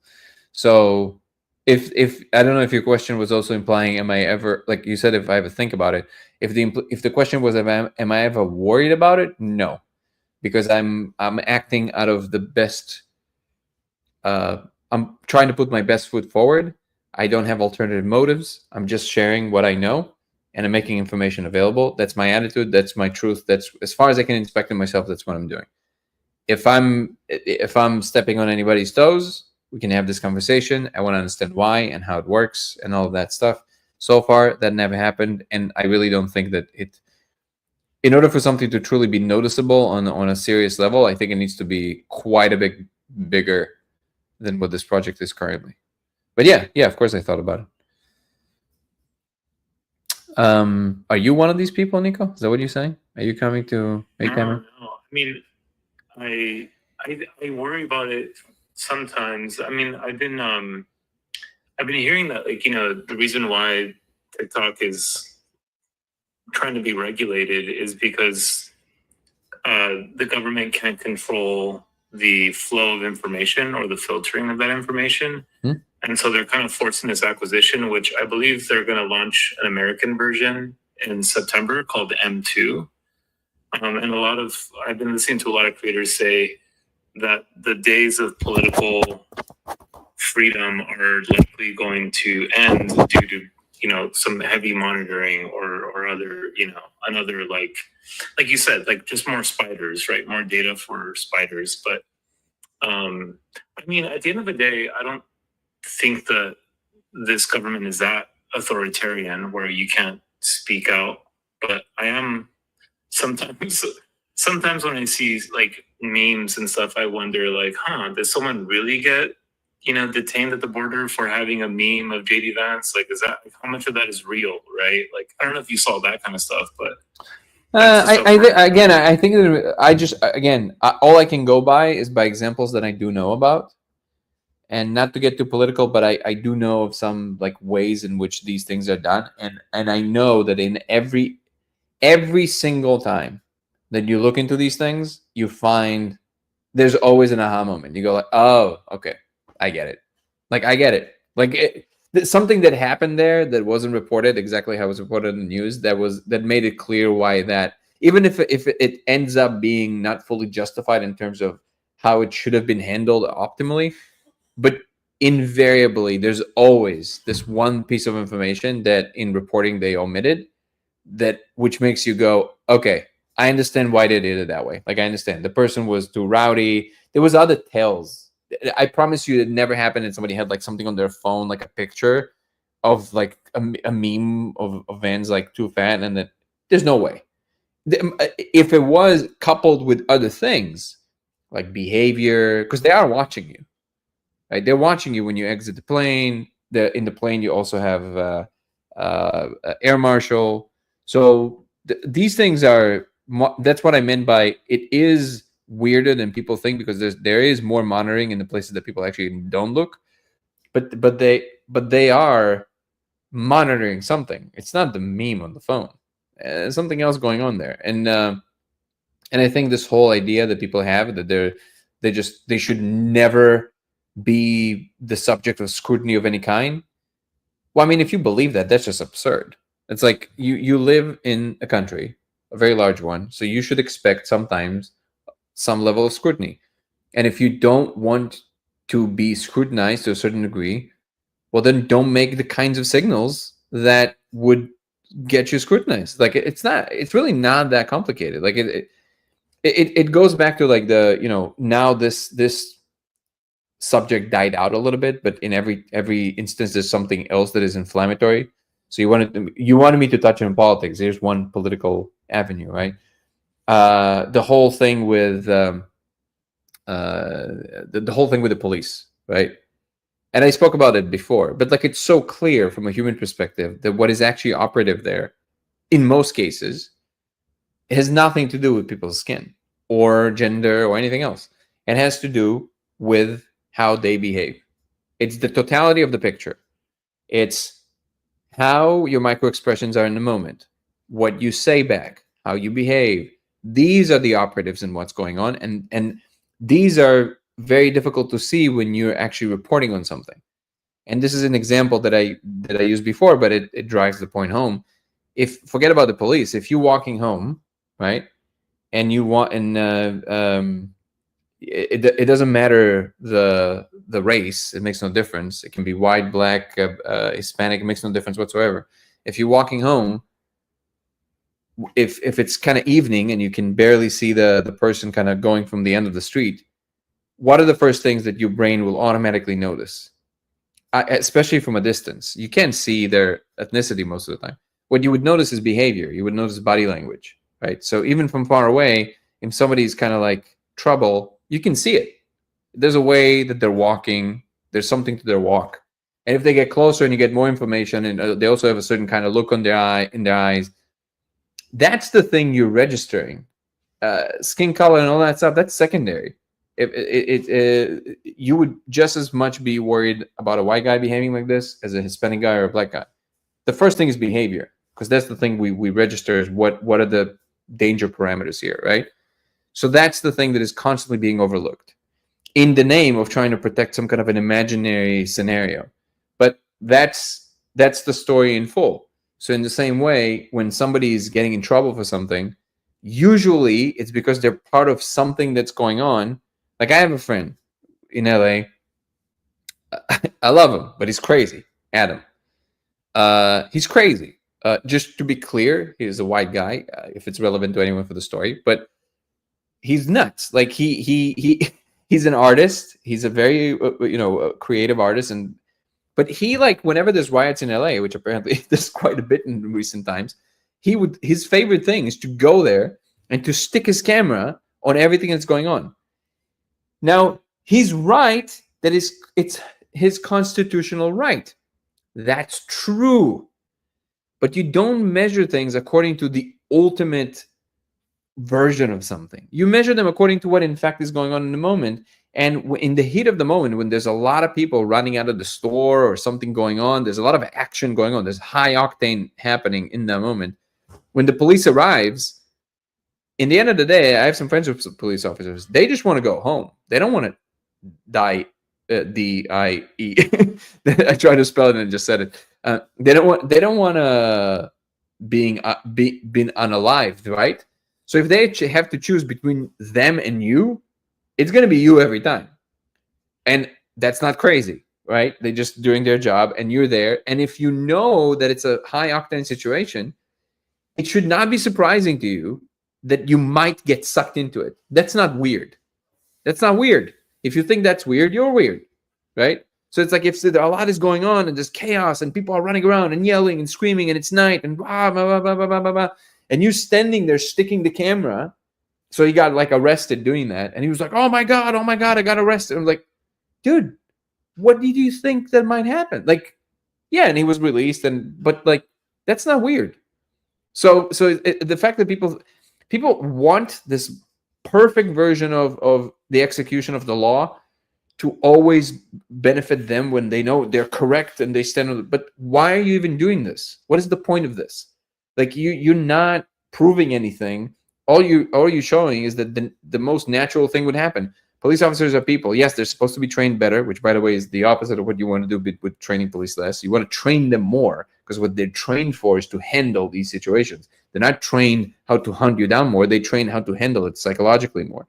So if they're not, like, there's people in the end of the day, they're not some Navy SEALs that are trained under the most crazy conditions.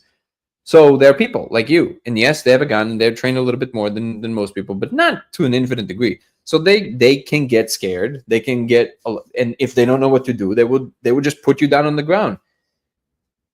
That's normal.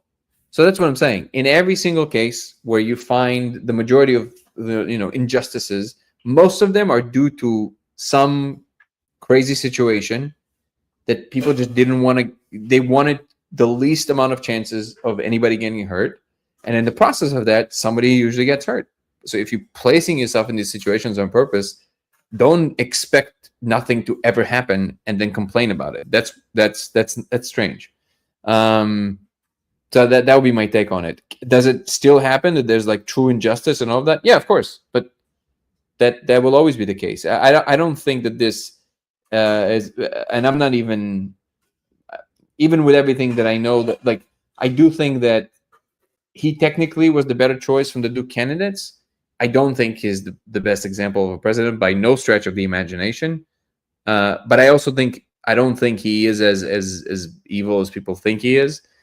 And I definitely don't think he's a totalitarian. But he is capricious. I would give him that. He is capricious. He is allowing his emotions to intervene in places where it shouldn't. But overall, I think it's a pretty, like, in the end of the day, as much as you might like it or not like it, he is president-elect. So he makes the calls. Like, people try to guess in advance what's going to happen, how crazy it's going to be after he's going to be done with the candidacy. Well, he was already president for 4 years. It was fine. That's the truth. It was fine. Whatever. It's like, yeah, barely. No, not barely. It was fine. That's the truth. And I was completely on the left. And after he finished the presidency, I was like, okay, if I have to stay scientific, did something happen? Like, did we? No. And people will always point to particular issues. Oh, economy, these things always happen. I'm not even putting this on presidents, not on him and not on any other president, to be honest, because these things it's much more, I think, free flowing than just the appearance of one presidency. It's kind of hard to know what flowed from the previous presidency, what happened during. Like, that's really hard to know. So people who claim to know this, that's just kind of silly to me. What I am seeing is, like, what did they specifically do that might have created this outcome, like, directly, right? Which is very hard to point to. And if after looking at it after the last presidency, I'm like, was he the best president ever? Probably not. Was he the worst? Probably not. It's fine. It's like the people losing their minds over it. It's fine. But now people immediately, as he got elected, it's like, oh, everything is going to fall apart. Well, that's what you said last time. So I'll wait 4 years because he was elected as president and he is making the shots. That's how it works. Don't forget that people did vote for him. So, either I like it or not, that's who's calling the shots now. Losing my mind over it is not going to help me. And I completely understand if the situation implies you and your family more, not you specifically, but anybody. Of course, that you care more, because I know the subjects I care more about because they have to do with people that I know and love. And I understand the emotional component there. But in the whole point of a democratic republic is that we are creating this balance between the republic and the democratic system, in which not just the things that seem the most right to me in the moment are the ones that get to be had. And that's not the end of the world, which it seems that most people think, that because it's not exactly what they think it is or should be, they think that's the end of the world. That I will not understand this attitude. I'm assuming that you kind of fall more on the left of the political spectrum, right, Nico? Yeah, I do. And I think you're right mostly about the policing issue, except I think there's like a vicious cycle where, an officer is not a perfect person, but they're also interacting with like very skewed data, right? Who is they? Who is they? Sorry. Police officers. Okay. So what do you mean by they interact with skewed data? Like they are showing up to callings, right? They're showing up to kind of breakdowns in society or confrontations, right? And so like the data that they see is very different. And so they only see the worst of the worst, you mean? Yeah. Exactly. So yeah, the police officers erosion is a real thing. You're right. Yeah. So what are you saying?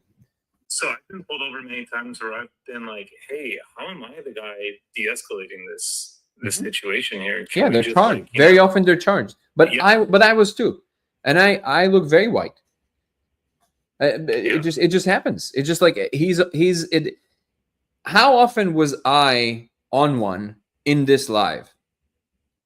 And I'm sitting in the comfort of my home and I have attitude sometimes.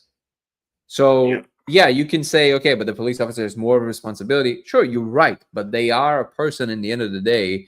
And if today they saw, again, I have to spell it for TikTok. If today they saw an MURDER in real time, which happens, they'll do something to you. Crazy. Yeah. So then now he's there and he's just trying to go home to his wife and kids and just be okay.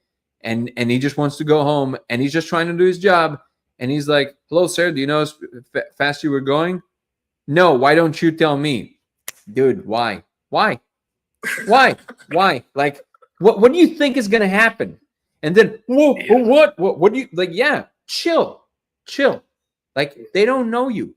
They don't know who you are. They don't know if you're going to shoot them. That happens all the time.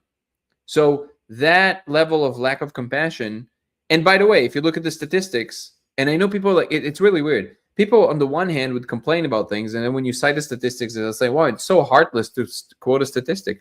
What else do you want to quote?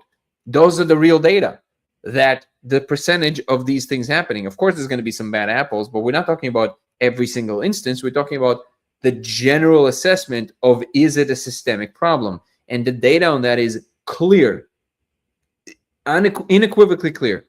There is nothing systemic. That's clear. Okay? So now, specifically because actually more white guys are being shot, just to be clear. Okay? Even when you correct for the numbers, by the way. The black people are more likely to get roughed up, which is not okay. But talking about like the ultimate price, white people paid more, it seems. Now, does that mean that there's a bias towards white? No, there's something else going on. There's it's very complex, you know. Just like the gripe with this imaginary thing, and then when it's really systemic in other cases, people ignore it. You know, one thing that you challenged me on, or I think all of us on, is pay attention to words and the emotions those words elicit, and then think on a meta level, what is the purpose of this message, right? And oftentimes when I hear Trump, I hear specific words of what I would say are emotions of like violence or fear or like some type of like, you know, versus like when I go back and sometimes I listen to Obama just when I'm depressed. And I know that Obama's not like the best. I don't think he's the best person ever, right? Although he somehow got a Nobel Peace Prize. He's very presidential. I don't think he needed to get the Peace Prize. That I think that is absurd. But yeah, but no, truly. And again, I'm on the left, to be clear, but I think that's absurd. But I would give you that he is very presidential. Yes. Yeah, sometimes like I've listened to some of his speeches, I'm like, wow, that's inspiring. Like that makes me feel proud to be American. Like I want to wave a flag when I hear that, you know. But like sometimes when I hear on Trump, I feel like there is some like insidious like feeling behind it, right? Which is more like in Trump, you mean? Yeah. Okay. Yeah, and I don't know if that's me or if that's both or if that's some type of meta three-dimensional chess that is being played. Can you give me a specific example? Myself. Can you give me a specific example that you heard, or? Yeah, like talking about like, you know, just like for instance, like the immigration detention facilities. He was like specifically detailing how it was surrounded by alligators that are hungry. And I'm like, okay, what is this? What is this like? Like, how am I supposed to feel right now, dude? Like. He's so crazy, bro. So I think so this is just my assessment, and I'm only assessing it according to my evolution with dealing with this phenomena we call Trump. So I spoke about it before. When he was elected the first time, just like any other good liberal, I lost my mind. I was like, oh my God, the world is over. Everything you see people do now, I did. And I spoke to my Republican friends, and one of them was a really good friend of mine. But he was just like kind of taking this, what at the time seemed to me to be a very callous attitude. It's almost like he doesn't care. He's like, yeah, I don't understand and I'm like, dude, come on. Like, you don't see how this is like just a complete narcissist who doesn't care about anyone. Okay. All the stuff that you wouldn't say about Trump, I said. And I said, how do you not see that? And he was just very kind of like resigned. And he was just like, I mean, show me the evidence. And at the time, this is why I understand both sides. At the time, it was so annoying to me because I felt like he's just being provocative on purpose. He's like being the one who's like, I'm not going to give you any ground. I'm going to pretend like I don't see this thing that I clearly see, but I'm going to pretend I'm not seeing it just to irritate you. That's what I felt he was doing.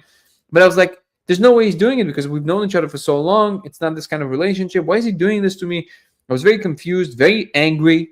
So I understand all of that. But then, because there's not much I can do about that, all I could, if I want to be loyal to the facts, I said, okay, what I'm going to do is I'm going to stop listening to everybody. I'm just going to watch what happens, right? If America goes off the rails, I'll be like, there it is. What can I do? But I mean, it was clear, but okay. I'm not going to lose my mind over it, but it is what it is. But it didn't. Like I said, it was fine. Fine. It was nothing too good, too bad. It was normal. So at the end of that, I was like, maybe things are not as clear as I think they are. Like it's maybe the government as a whole is way bigger than the chair that the president occupies. So maybe that's the corrective mechanism. Whatever the reason, I realized that there's not that much reason to worry.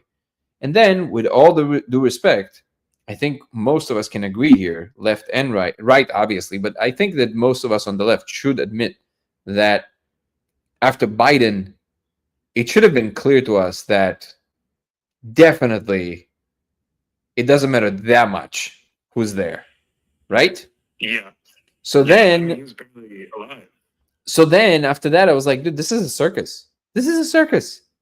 So that now when he got, first of all, between the options, I'll be honest, I was working that day. So luckily I didn't have to make that choice. I couldn't go vote. I literally had to work all day. But I will admit that when he was elected, I was kind of relieved.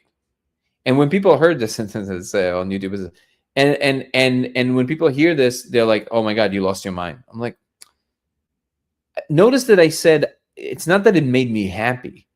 I don't like it. I didn't like any choice. I liked Vivek. I thought that was a really good choice for someone who's presidential and cares and everything and understands and smart. But I did feel a relief, and I'm not controlling that.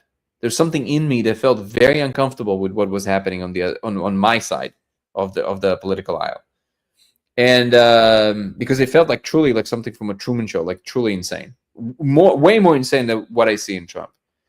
And then now I'm getting to the part where you're saying you see these things where he kind of like speaks like in a way almost like he wants others to get hurt. I think that what's going on there is that there's a mixture of this absolute narcissism. I still think that. I think that's pretty clear that he has a very big narcissistic streak. That's I don't think it's a secret. I think most people understand that. There is the bully in him, absolutely. And there's also something that I have never seen before because I guess I wouldn't allow myself to see, which is that he also cares. And that I could never see before. But then I was like, how can this all work together? Well, you kind of leverage what you have to achieve this deeper thing that you want to drive forward. And I think for him, at this point, legacy is the most important thing. So what he's protecting now is not fortune, but legacy, because he's getting older and he wants to be remembered a certain way. What he knows really well from making probably business deals is what people remember at the end is never the conflicts they had in the moment with you, but the long-term outcome of whatever came out of it. So he understands that very well, and I think that's what he's aiming for. This is why he got very angry when certain things that he wanted to happen a certain way in the Middle East, and it didn't go exactly and as that really got him upset because he cares about his legacy right now. So it is still from a selfish need, but I think that when he's saying certain things like that, he is from an older generation, and he's kind of like still he knows what kind of drives his political aisle, which is the right is a lot more kind of like chest forward. We're gonna win, America first, that kind of thing. So he knows that, so he has to kind of cater to some of that, and yeah, he gets some enjoyment in saying things that are absolutely absurd because he also knows they're going to be taken out of context. But I think some of it is a blanket because I don't think he is as crazy as people think, and it's illustrated by this visit that Bill Maher had to the White House, which, by the way, I do think that it was planned, but it was planned for the right reason. I think what was planned, some people said, oh, he just pretended for Maher. I don't think he pretended. I think he invited Bill Maher there to actually show who he really is. So there's a glimmer of an understanding and communication of that to the people. And then, like Maher said, I couldn't recognize this person the next morning on the news. Who is that? That's the act. The act is there to drive certain things forward in a certain, like, because if you know that you're sitting in front of a semi-crazy person, you know you're already at a disadvantage because you don't know what he's going to do. That is the strongest part of the negotiation. If you can convince people if you pretend to be crazy, that's never going to work. But if you convince people that you're a little crazy and you can just like storm the thing and say, you know what, see ya. Like that is a very powerful tool in negotiation. So I think some of it is that. Some of it is just his whims and just sometimes there's crazy moments and narcissism. And it's a mixture and it's hard to unpack. But this is why I said, what I'm going to see, I'm going to wait another 4 years like I did last time. And then we're going to see at the end. And people say, yeah, but what if it's going to ruin everything after 4 years? I was like, Do you think that by screaming right now, you're going to change any of it? No, you're just losing your mind. At the end of 4 years, if he truly ruins things in the way that you said that he will, I would absolutely agree with you. For me, it's not about being right. I'll be like, hey, you were right. And it happens. Yeah, like you were right. I was wrong to not do anything about it or worry about it, but I can do anything about it now. So what's the point of going crazy over it? It's like, let the 4 years run. He was elected.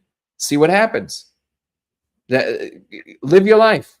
Again, I'm not saying it to you. I'm like to most people, just like stop making this. Actually, that's very good for me to hear. Actually, and I sometimes I wonder if in this age of information, if everything is just there's just too much data, right? Like when I was a kid and there was we went to this war in Iraq. I'm sure every day was equally as dramatic, right? But we weren't plugged in as a society as deeply. I've been going back and trying to understand the Middle East and all its dynamics. And I realize it's pretty rich and crazy the entire time from like the 60s till now. But it feels even crazier now for me. But I think it has to do with like chronically being plugged into data that's coming from that side. Anyways. I'm with you, man. I think ultimately is what is our well-being, right? If there's something I can do, then it makes sense for me to worry about it and to think about it seriously and then assess these things. But I think it's a self-importance thing that people have that they don't realize. The voting's done. The one lever the one button you could push to do something about it, that's done. Now you have to wait for the next one. So relax. It's like it's just don't worry about it. It's like it is what it is. And the funny thing is that people don't even understand. In the name of what they think is right, they feel so strongly about certain things that they themselves become that evil that they're talking about. And again, the left, it truly is a perfect example of this right now. Like all the violence, all the hatred, the absolute horrific animosity comes from the left. It's crazy. And it's in the name of righteousness. It's like, no, because we're so right, you're going to thank us later.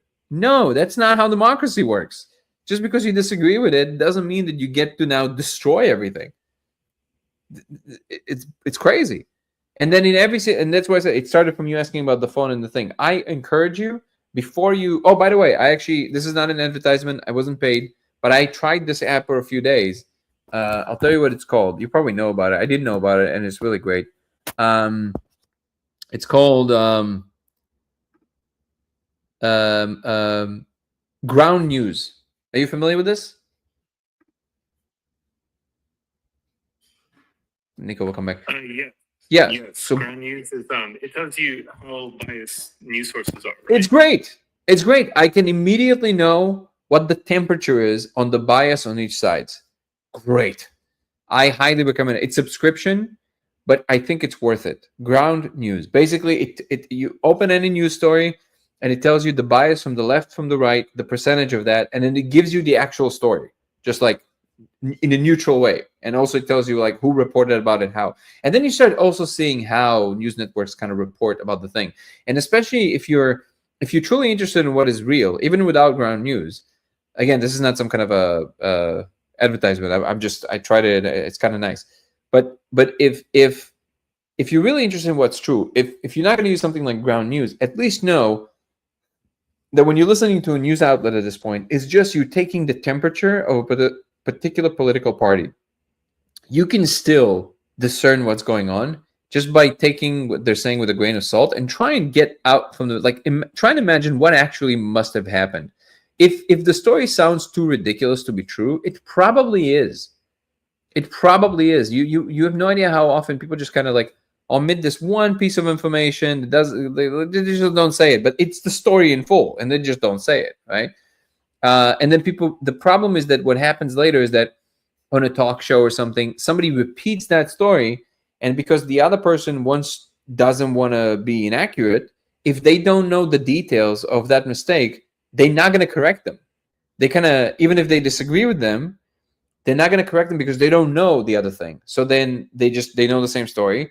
So they kind of they find a different rebuttal to the point, but they don't correct the thing that needed to be corrected.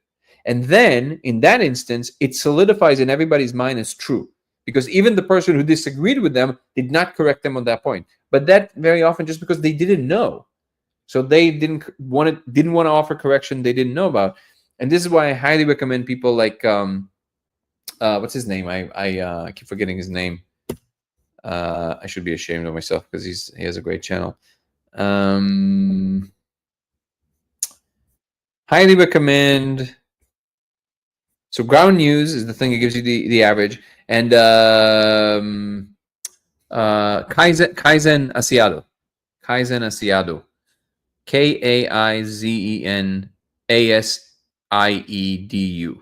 He has a really balanced way of approaching things. I highly recommend more people listen to people like that, because there's a even though there's always a bias to everything, this is at least a fair assessment of the issues, including a fair view of the other side. If we can't offer that, then we truly are lost. This part is actually still in our hands.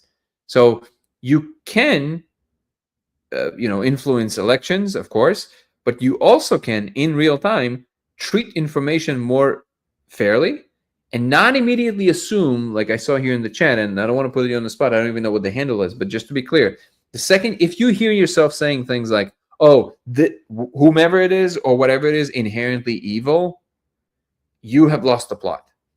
Nothing is inherently evil. It's all just people.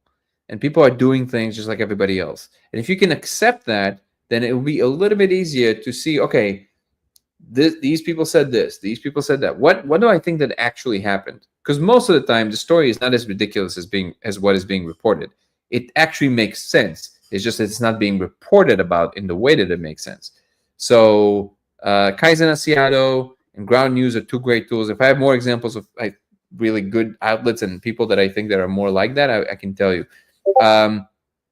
The reason that Vivek really stood out to me, and again, I'm on the left, I was like, I found myself asking myself, wait, am I going to vote Republican this time?